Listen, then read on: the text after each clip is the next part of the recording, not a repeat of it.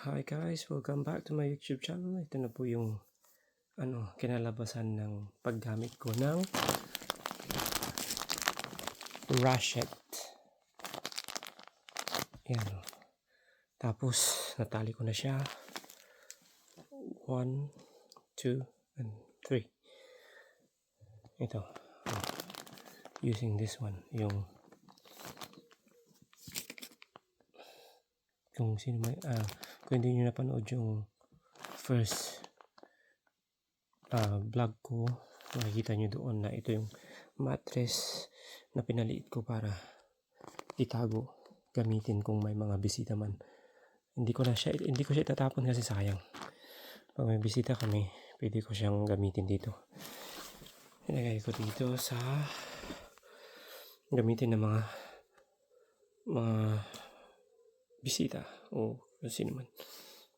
May bed na kasi dito pero medyo just in case na medyo marami sila. Okay? So, nagamitan ko siya ng ganito, ng ratchet. It's very useful. Pero yun nga, sabi na stubborn daw kasi mahirap. Wala siyang instructions kaya ikaw gagawa. I tried different attempts pero different failed. May pinakita sa YouTube pero different opinion kung paano gamitin.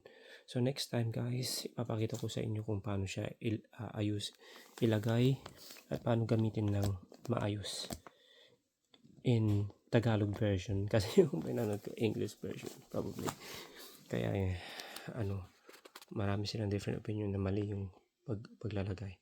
So thank you for watching my YouTube and stay tuned for more YouTube to unveil yung mga DIY dyan na gustong matuto.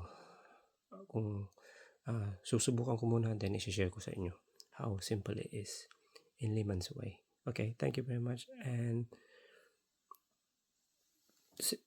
see you later. Okay, bye-bye.